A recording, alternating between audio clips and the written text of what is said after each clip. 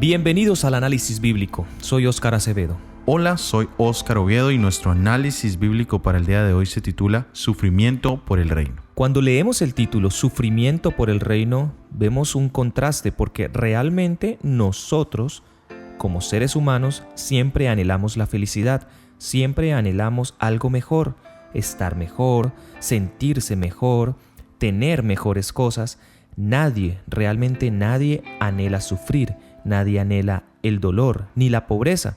De hecho, si existe una persona que lo anhele, esto es anormal. Esto puede llegarse a considerar una enfermedad mental. El querer sentirse mal, el querer estar triste en todo el tiempo, no es algo normal. Sabemos que vivimos en un mundo de pecado y como consecuencia de este pecado hay sufrimiento, penas, dolor. No vivimos en un mundo perfecto. El Evangelio es presentado como la solución al sufrimiento, a las penas y las cargas. En Mateo 11, 28 al 29 tenemos: Venid a mí todos los que estéis trabajados y cargados, y yo os haré descansar. Llevad mi yugo sobre vosotros y aprended de mí, que soy manso y humilde de corazón, y hallaréis descanso para vuestras almas. Muchos reciben el Evangelio como una manera de escapar del sufrimiento más bien que como una liberación del pecado. Se regocijan por un tiempo porque piensan que la religión los libertará de las dificultades y las pruebas. Mientras todo marcha suavemente y el viento en popa, parecen ser cristianos consecuentes, pero desmayan en medio de la prueba fiera de la tentación. No pueden soportar el oprobio por causa de Cristo. Cuando la palabra de Dios señala algún pecado acariciado o pide algún sacrificio, ellos se ofenden. Les costaría demasiado esfuerzo hacer un cambio radical en su vida. Miran los actuales inconvenientes y pruebas y olvidan las realidades eternas. Hoy existe algo llamado el Evangelio de la Prosperidad. Básicamente, esta teología de la prosperidad, que a veces es llamada Evangelio de la Prosperidad, es una creencia religiosa compartida por algunos cristianos que sostienen que la bendición financiera y el bienestar físico son siempre la voluntad de Dios para con ellos, y que la fe, el discurso positivo y las donaciones a causas religiosas aumentarán la riqueza material propia. Se tienen conceptos como que si siembro o si doy una semilla, puedo obtener todo un árbol de bendición para mi vida. La obra de Jesús por nosotros se interpreta para incluir el alivio de las enfermedades y la pobreza, los cuales se consideran maldiciones que se pueden romper por la fe. Se cree que esto, romper maldiciones, se consigue a través de donaciones monetarias, visualizaciones positivas del futuro y confesiones positivas. Hay quienes decretan, señalan bendiciones para su futuro, creyendo que su palabra tiene cierto poder que Dios les da para visualizarse positivamente y tener algún beneficio, ya sea económico o físico, por medio de este tipo de declaraciones. En verdad, la búsqueda de escapar del sufrimiento nos llevará a un evangelio totalmente distinto al que Jesucristo nuestro Señor nos presenta. Muy bien, y entonces, ¿cómo explicamos que en la vida de un cristiano exista sufrimiento? Hay algo que debemos dejar claro y es que Dios nos ama y Él obra para nuestra felicidad. En el análisis de la semana pasada hablábamos del gozo y de la felicidad, que son elementos fundamentales del reino de Dios para nuestras vidas. Es claro también que si se hubiese obedecido o respetado los principios de la ley de Dios, los principios del reino, nunca hubiésemos conocido el sufrimiento, la muerte, el dolor. Pero también es cierto que vivimos en un mundo donde existe sufrimiento, penas y cargas como resultado del pecado en general. Seamos o no seamos creyentes, tengamos fe o no tengamos fe en nuestro Señor Jesucristo, estamos en un mundo imperfecto. Pero lo que debemos comprender como cristianos es que no estamos en un campo de desfile, sino más bien en un campo de batalla. Todos nosotros somos llamados a soportar dificultades como buenos soldados en las filas de nuestro Señor Jesucristo. Deberíamos aprender que la verdadera prueba del carácter se encuentra en la disposición a llevar cargas, a ocupar puestos complicados o difíciles y hacer lo que se necesita hacer, aunque eso no reporte conocimiento ni recompensa terrenal. Ahora, ¿qué tipos de sufrimiento existen? Vamos a leer en la primera epístola de Pedro, capítulo 3, versículo 17. Porque mejor es que padezcáis haciendo el bien, si la voluntad de Dios así lo quiere, que haciendo el mal.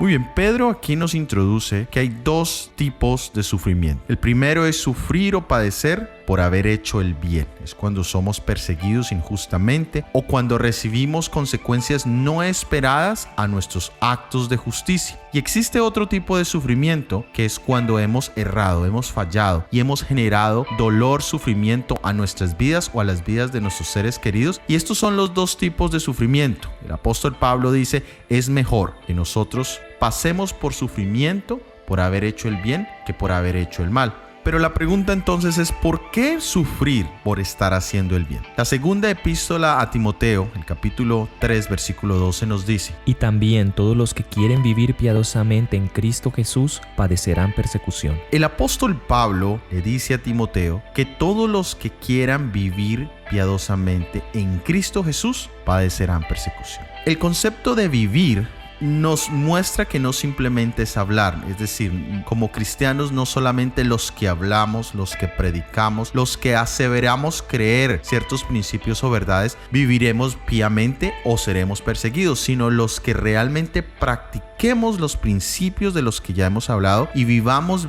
vidas piadosas. Y ese concepto piadoso es el concepto de ser semejantes a nuestro Señor Jesucristo. Cuando nosotros no solo hablemos, sino vivamos vidas como las de nuestro Señor Jesucristo, entonces enfrentaremos indiscutiblemente persecución. Y ese concepto de persecución viene porque vivimos en un mundo donde los principios de Dios no son creídos ni practicados generalmente. Vivimos en un mundo donde el engaño y la mentira a veces son las herramientas para alcanzar objetivos en común. Y lo vemos en diferentes aspectos de nuestra vida, lo vemos en negocios, lo vemos en los aspectos políticos, y es sorprendente cuántas personas mienten, engañan en búsqueda de un objetivo, de un beneficio. Cuando una persona en esos ámbitos pone en práctica los principios del reino, va a encontrar persecución, va a encontrar obstáculos, porque los principios de la ley de Dios no van a ir en acuerdo con los principios de este mundo. Y por consecuencia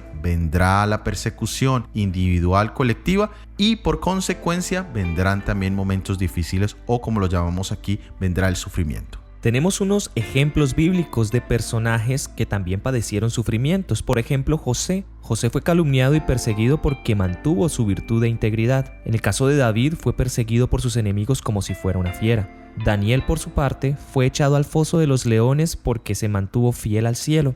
En el caso de Job, que fue privado de sus posesiones terrenales y estuvo tan enfermo que le aborrecieron sus parientes y amigos, pero aún así mantuvo fiel su integridad. Jeremías no pudo ser disuadido de decir las palabras que Dios le había ordenado hablar, y su testimonio enfureció tanto al rey y a los príncipes que le echaron en una inmunda mazmorra. En el caso de Juan el Bautista, por presentar un testimonio claro en contra del pecado. Esteban fue apedreado porque predicó a Cristo y su crucifixión.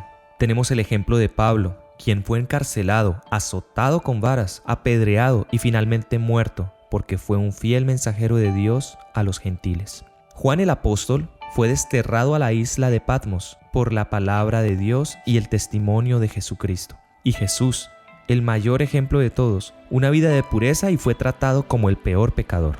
En Hebreos 11, del 36 al 40, nos dice: Otros experimentaron vituperios y azotes, cadenas y prisiones. Fueron apedreados, aserrados, tentados, muertos a espada. Anduvieron de acá para allá cubiertos de pieles de oveja y cabras, pobres, angustiados, maltratados, hombres de los cuales el mundo no era digno, perdidos por los desiertos, por los montes, por las cuevas y cavernas de la tierra. Y todos estos, aunque aprobados por un buen testimonio de su fe, no recibieron el cumplimiento de las promesas, porque Dios había provisto algo mejor para nosotros, para que ellos no llegaran a la perfección aparte de nosotros. Y aquí podemos ver que por cada servicio que prestamos, cada abnegación, cada sacrificio que hacemos, el Señor nos ha garantizado que nos debe pagar, pero no porque lo merezcamos, porque sea una deuda, sino porque su corazón está tan lleno de amor infinito, tan lleno de misericordia y de ternura. En esta vida, Él nos pagará 100 veces más, y en el mundo venidero nos dará la vida eterna. Muy bien, ahora en este contexto nace una palabra que es bienaventurados. En el libro de Mateo, capítulo 5, versículos 10 al 12, nos dice: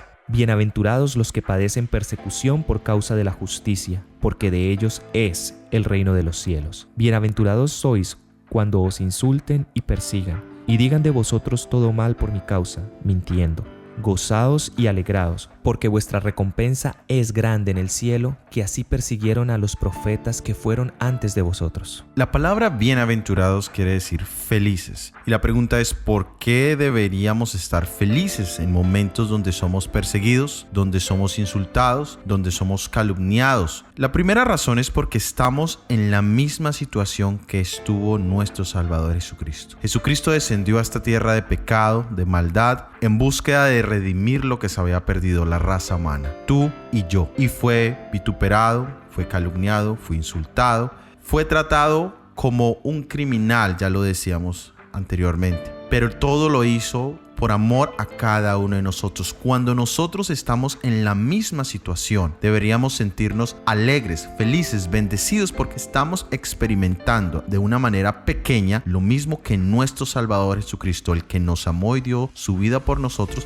ya pasó. Tenemos un hermano que cuando se hablaba de los eventos finales, cuando él vislumbraba o cuando él hablaba de los eventos de la persecución que todos sabemos que llegará, él hablaba con una emoción. Él decía que estaba esperando el momento en el que iba a dar su vida por la causa del Salvador Jesucristo, el cual ya había dado su vida para salvarle. Y cuando lo decía con lágrimas en sus ojos. Y siempre me llamó la atención la forma en cómo él expresaba estas palabras y me hacía cuestionar mi propio sentimiento hacia el sufrimiento que va a venir para los que creemos en el Señor Jesucristo. En general, todos sabemos que vienen tiempos difíciles. Sabemos que estamos a punto de entrar en un tiempo de una gran tribulación. La pregunta es, ¿qué tanto estamos nosotros dispuestos? ¿Qué tanto estamos nosotros entregados a la causa de nuestro Salvador y estamos dispuestos a dar nuestra vida si fuese necesario? O tal vez estamos tratando de evitar ese momento, estamos tratando de huir, escondernos porque queremos preservar nuestra vida. Y es aquí donde debemos nosotros cuestionarnos. ¿Estaríamos nosotros dispuestos a dar nuestra vida por nuestro Salvador? ¿Tenemos nosotros ese mismo amor que motivó a nuestro Salvador Jesucristo para venir a dar su vida por nosotros? Hay una pregunta interesante que me gustaría postular. ¿Estarías tú dispuesto a dar o a cambiar tu vida eterna por algo o por alguien? Usualmente cuando se hace esta pregunta, la mayoría de las personas tienden a decir no hay nada. No hay nada que valga tanto como mi vida eterna. Cuando nosotros leemos en Éxodo capítulo 32, versículos 31 y 32, nos dice la palabra de Dios. Entonces volvió Moisés a Jehová y dijo: Te ruego, pues este pueblo ha cometido un gran pecado, porque se hicieron dioses de oro, que perdones ahora su pecado, y si no, ráeme ahora de tu libro que has escrito. ¿Qué estaba diciendo Moisés en estas palabras? El pueblo de Dios estaba en plena apostasía. Y el Señor mencionaba las consecuencias, el sufrimiento que tendrían que ellos enfrentar, no por estar haciendo algo bueno, sino por consecuencia de malas acciones. Y Moisés aquí está haciendo una oferta. Él dice: perdónales a ellos. Pero si ese perdón es demasiado, retira mi nombre del libro de la vida y pone el nombre de ellos. Él está dispuesto a cambiar su salvación por la salvación de otros. ¿Qué tenía Moisés en su corazón? ¿Qué había en su mente? Indiscutiblemente no había un sentido de egoísmo. Y yo ya tengo lo mío, los otros desafortunadamente no lo tienen, ellos tendrán que enfrentar sus consecuencias. Su amor hacia el pueblo es el mismo amor que Jesucristo ha demostrado por cada uno de nosotros. Y la pregunta vuelve a ser: ¿estoy yo en ese nivel? ¿Estoy yo dispuesto a dar mi vida por mi Salvador? Y por eso la palabra es bienaventurado, feliz, el que no solamente sea perseguido, y no solamente sea perseguido por hacer el bien, sino el que se sienta feliz, el que sienta alegría. Y hay algo interesante en las bienaventuranzas. La primera bienaventuranza y esta última bienaventuranza tienen algo en común. La primera dice: bienaventurados los pobres en espíritu, porque de ellos es. Y esta bienaventuranza dice: bienaventurados los que padecen persecución por causa de justicia, porque de ellos es. Todas las otras bienaventuranzas hablan de recompensas futuras.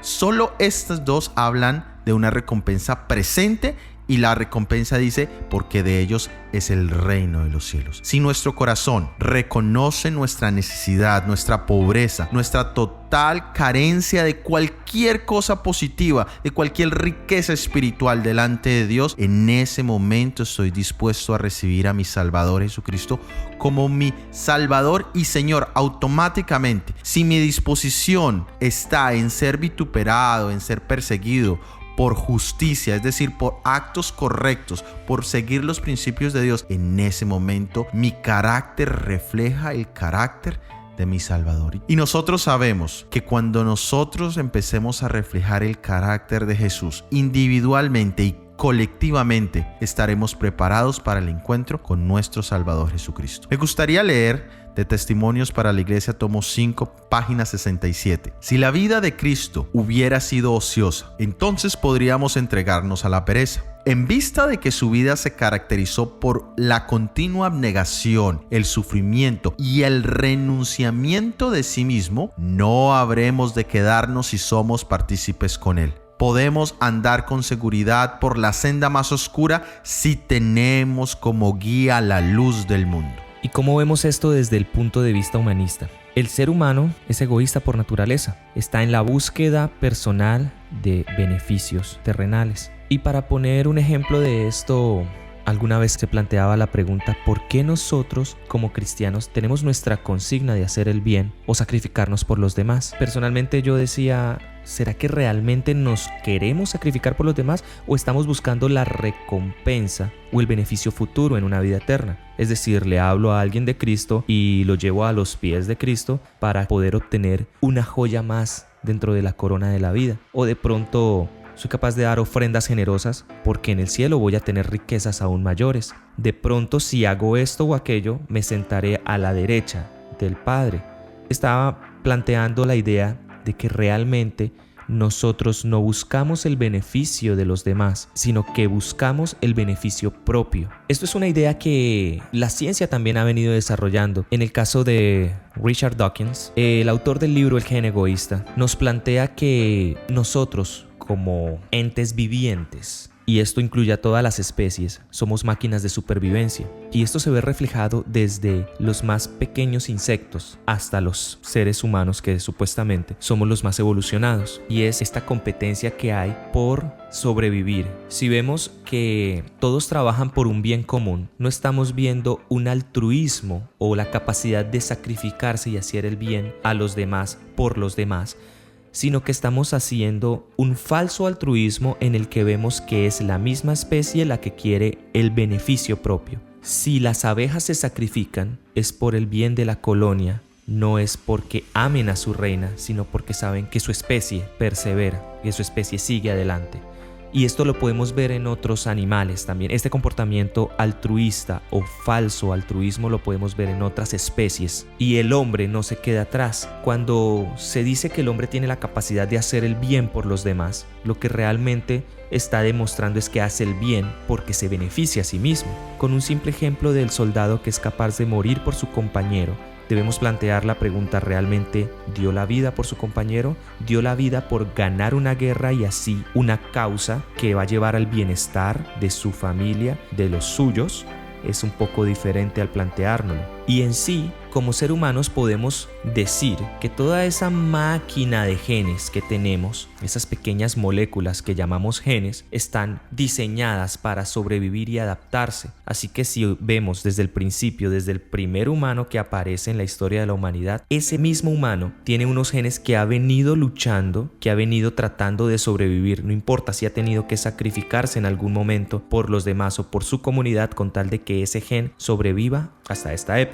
Es un punto de vista bastante debatible y que ha generado mucha polémica porque es una realidad cruda de que en sí somos egoístas por naturaleza. Pero desde el punto de vista espiritual podemos entender que los que buscan la distinción y la gloria del mundo cometen un error lamentable. El que se niega a sí mismo dándole preferencia a los demás será el que se siente más cerca de Cristo en su trono. El que lee el corazón ve el verdadero mérito poseído por sus humildes y sacrificados discípulos, y porque son dignos los ubica en un puesto de distinción, aunque no logren percibir su dignidad ni busquen ese honor. Es decir, la Biblia nos plantea un altruismo verdadero, alguien que no busca un reconocimiento de lo que hace, de sus acciones, alguien que no está buscando demostrar que es mejor o que es capaz de sacrificarse a los demás, sino que simplemente es impulsado por el mismo Espíritu de Dios en busca del bien de los demás, que es capaz de sacrificar su bienestar, su propia vida. Y de este ejemplo, el mejor ejemplo de todos es Jesucristo.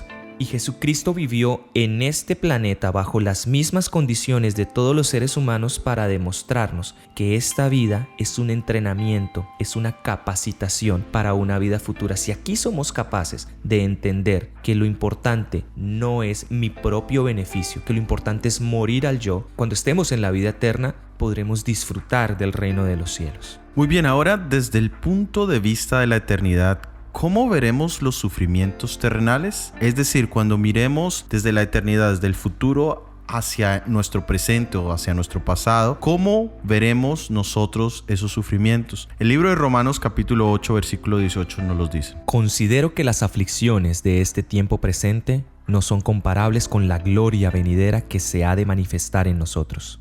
Muy bien, el apóstol Pablo habla de aquellos sufrimientos o aflicciones que están bajo el contexto de un sufrimiento por causa de la justicia, por causa de los principios de Dios, por el obedecer, por el ser fieles a nuestro Salvador Jesucristo. Y él dice que no son comparables. Cuando nosotros a veces miramos ciertas vicisitudes básicas que tuvimos cuando éramos niños, cuando éramos pequeños, tal vez hablando de cosas básicas, no hablando de traumas severos, sino hablando de pronto no teníamos juguetes, no tuvimos la oportunidad de pasear o no teníamos ciertos privilegios y en su momento nos quejábamos, de pronto la alimentación no era abundante, no pudimos viajar, no pudimos conocer, y en esos momentos nos sentíamos, cuando nos comparábamos con otros niños en nuestro colegio o de nuestro vecindario, nos dicen no es justo, no vivo una vida justa. Cuando nosotros hoy en día crecemos y miramos hacia atrás y miramos lo que sentíamos o analizábamos, decimos no, eso era una cosa pequeña, era una cosa que no tenía valor. Eso es lo que el apóstol Pablo está diciendo. Cuando nosotros desde el futuro miremos hacia atrás, diremos wow, eso era para mí difícil, yo consideraba eso gran cosa. No lo era. No será grande al comparar. Y también el apóstol Pablo en la segunda epístola a los Corintios, capítulo 4, versículos 17 y 18 nos dice: porque esta leve y momentánea tribulación produce una eterna gloria que supera toda comparación. Así, fijamos nuestros ojos no en lo que se ve, sino en lo que no se ve, porque lo que se ve es temporal, pero lo que no se ve es eterno.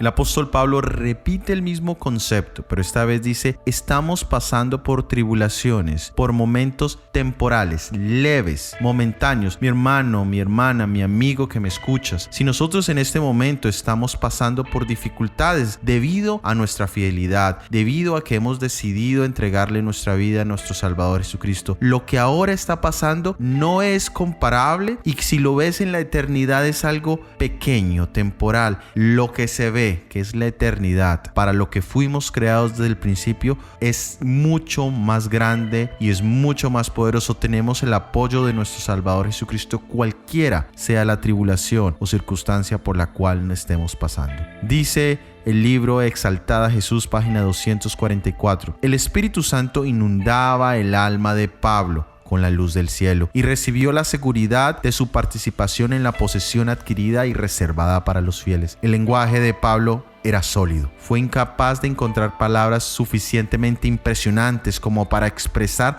la excelencia de aquella gloria, honor e inmortalidad que los creyentes recibirán cuando Cristo venga. Comparadas con las escenas que ocupan los ojos de su mente, todas las aflicciones temporales no son sino momentáneas, tribulaciones leves, indignas de preocupación, vistas a la luz de la cruz.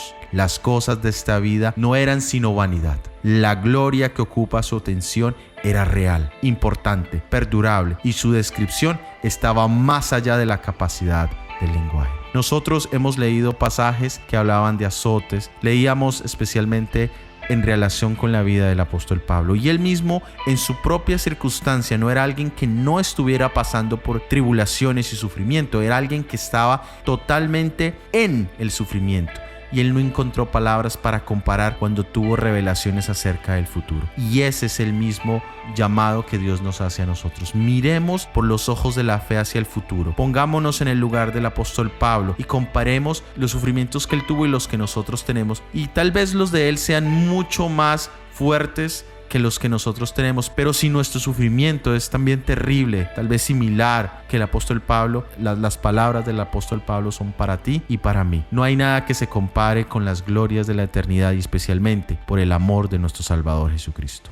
Y en nuestra verdad central tenemos que la santidad, la dignidad, el honor y la felicidad en la presencia de Dios son ahora invisibles, excepto por el ojo de la fe. Pero las cosas que se ven, el honor terreno, el placer mundanal, las riquezas y la gloria, son eclipsados por la excelencia, la belleza y la gloria resplandeciente de lo que ahora no se ve. Las cosas de este mundo son temporales, duran solo por un tiempo, mientras que las invisibles son eternas, perdurando a través de eras interminables. Asegurar este tesoro infinito es ganar todo y no perder nada. Y podemos pensar que de pronto no valga la pena, porque como seres humanos siempre queremos tener una recompensa tangible, algo que podamos ver, que podamos tener, que podamos apreciar, de lo cual seamos testigos. Pero realmente las cosas invisibles son las que verdaderamente valen la pena. Muy bien, de esta manera hemos llegado al final de este episodio del análisis bíblico. Pueden encontrar el vínculo al estudio completo en la descripción. Para la próxima semana tendremos el análisis bíblico titulado El Evangelio del Reino. Si ha sido de bendición, por favor compártelo con al menos una persona. Y en esta ocasión tenemos una pregunta para ti. ¿Has considerado el dar tu vida por la causa de Jesús? En los comentarios déjanos tu opinión. Este material ha sido producido por el Ministerio 147. Recuerda que puedes escucharnos en iTunes, Spotify, Google Podcasts y en YouTube. Suscríbete y activa las notificaciones. Que Dios te bendiga. Amén.